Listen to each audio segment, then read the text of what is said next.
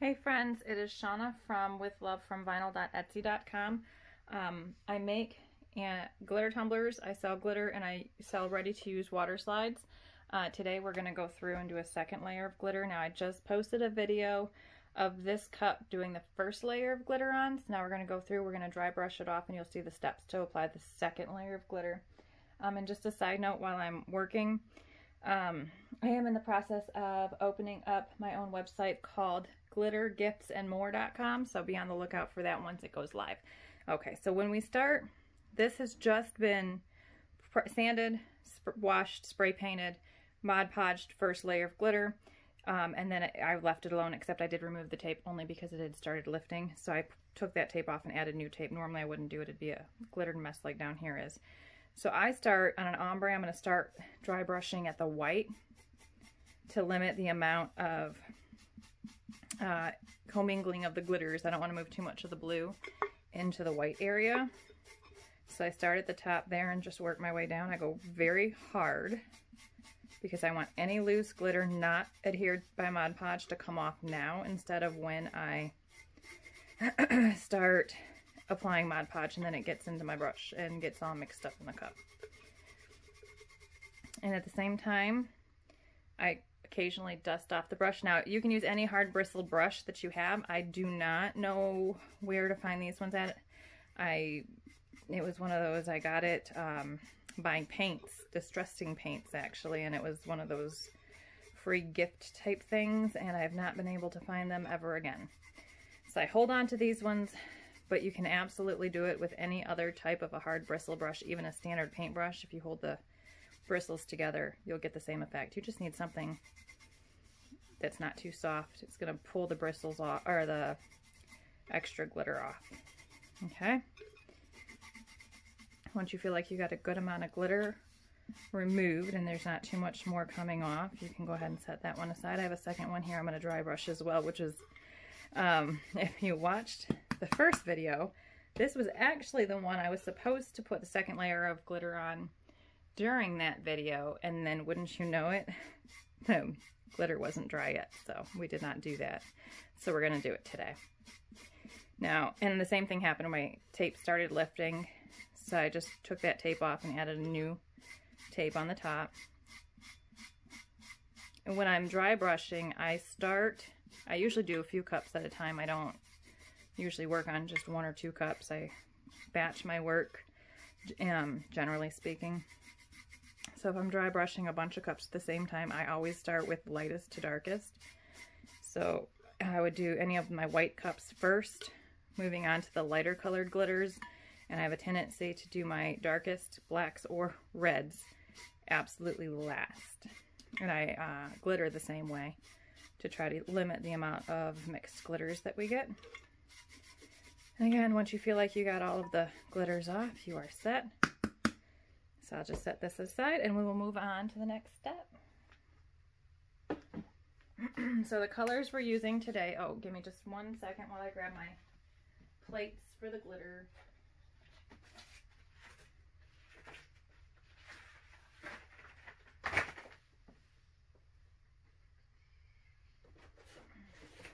All right, I guess we're using plate paper today. That's okay. I'm sorry about that. I totally forgot to grab those. So today we're going to be using, we're going to do this cup first because it's the lightest. I'll try to move you in a little bit. Okay. And we're going to do the top with Wedding Wishes, and the bottom is going to be with Aqua Aura. And both are iridescent glitters. So you definitely want to base coat. And when I am doing my Mod Podge, I do the same way as what I was talking about with dry brushing. I start at the top where the white glitter is, and I'll move into the different colored glitters from there to try to limit the amount of mixed glitters that we're going to get. And when I first start going on, I'm just trying to get coverage of the Mod Podge, and then I'll smooth it out and make it pretty after it's all on there. And you don't want to have any lumps, bumps, or ridges in the Mod Podge. That will show through in the glitter. And when I did the first video, if you watched it, I was talking about how when I do my ombres, my colors, if I'm doing a white and colored ombre, I will do, on the first layer of glitter, I will not have the color go up as high, because if I go up too high and I don't like it, you can't undo it. The white's not going to cover the colorful glitter. So on this one, I'm actually going to bring the blue up a little bit more than where it's at right now. And you can do that when you bring the blue up further. It'll cover up the white. You'll be able to get that ombre up higher, but you can't do the opposite. So keep that in mind when you're doing your first layer of glitter. We'll set this aside. Get that off of there. Oh, wait. Sorry, I hit the camera. Ah, look at that. I found my plates. We're good. All right, so I'm going to start with the Aqua Aura. It's a custom mix iridescent glitter. You can get it at With Love from vinyl.etsy.com right now, or you can go, once Glitter Gifts and More is open, it'll be available there as well. I'm going through still and editing all of the listings. So as you start with the second layer of glitter, I start at the bottom and work my way up. When you're doing the solid color, I hold the cup flat just for full coverage.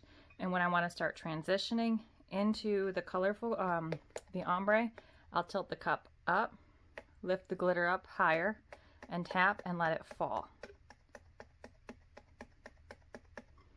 And you want it to kind of sporadically disperse down the cup. You don't want it to be fully covering the Mod Podge. You want to leave Mod Podge for the Wedding Wishes glitter to adhere to, and that's what's going to give you that nice mix of glitters instead of one solid harsh line where the transition happens. The more you tilt your cup and the higher up you hold your glitter, the more sporadic and distributed the glitter is going to be. Alright, so we'll set that aside, and now we'll move on to Wedding Wishes. And it's the same thing but opposite. I start flat at the top for coverage, turn it as I go, start moving down. Now, we've already got the Mod Podge covered, so the tilt isn't as important here, but I still do it, I guess just out of habit, because the glitter's only going to stick where Mod Podge is. So it doesn't really matter if you tilt or not, or you just pour it on there, because once you do your dry brushing, anywhere there was no Mod Podge, that glitter is going to come off just like it did when we dry brush for the first coat. Gently tap it just to get some of that extra glitter off, and then we will go ahead and remove the tape. Look how pretty. I love this color. So you just pull the tape off. I pull the tape off when it's still wet. I have painter's tape on the bottom to keep it protected from when I spray painted the cup. So I'll take that off, and this bottom, which is stuck really good. Pull that off. Now I do go through and I tap down. I start at the white. Make sure it's focused. I start at the white and I just give a quick tap at the edge there to make sure the glitters at the edge are laying flat, so that when I put epoxy on, there'll be less sanding later. It'll be smoother, quicker, with less epoxy at the edges. At least in my experience. I know everybody does it differently. Some people don't dry brush. They seal instead. There's no 100% right way. It's what's easiest and gives you the best results for you personally. Okay. So that's it for this one. Oh my goodness, look how pretty. I love glitter. I'm going to set this one aside so it can dry. When we're done with this and it's all dried, we'll dry brush again and then tape off the edges. So we will tape off the edges with electrical tape again before we epoxy, because I prefer to have the edges showing on my cups. That's personal preference too.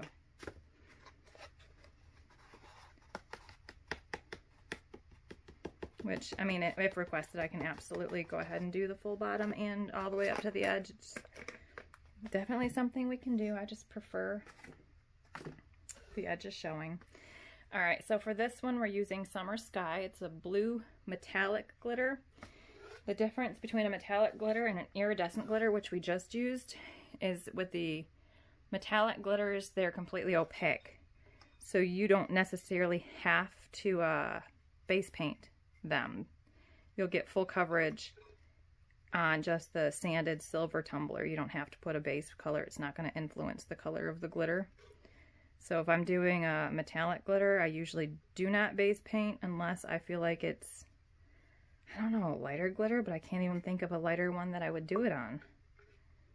So now if I'm doing a combination of metallic, if I'm doing an ombre and there's metallic and, excuse my words, if I'm doing metallic and iridescent, oh my goodness. If I'm doing metallic and iridescent, then I'll base paint at least where the iridescent is going to be.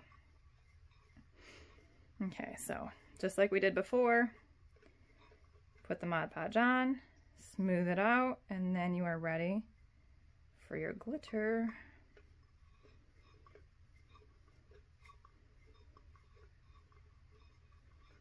Okay, set that aside, grab my plate, and like I said, we are doing Summer Sky for the blue on this one. And this, because it's not an ombre, you can just put it on there however your little heart desires. I'm trying to keep it flat just so I don't make too much of a mess, because this is a really soft, it's super soft, this glitter is, so it seems like it just slides right off and everywhere. That's why using the paper instead of the plate with the edge was less appealing to me. I was glad I found my paper plates, because when I use plates I feel like it goes everywhere around them, or not plates, the paper, I feel like it goes everywhere around the paper. It doesn't just stay. The little bit of an edge helps keep, oops, I hit you again. The little bit of that edge on the paper plate helps keep the glitter where it should be. So once we glitter it, hit you again. I'm on a roll. Remove the tape when it's still wet, so I do it as soon as I'm done glittering, and then I'll go through just like I did before and tap down at my edge to give a nice smoother edge. Another reason why I also glitter in order of the colors, because I do end up with some on my fingers doing this, but it's worth it. To me, I notice a difference on the ones that I do.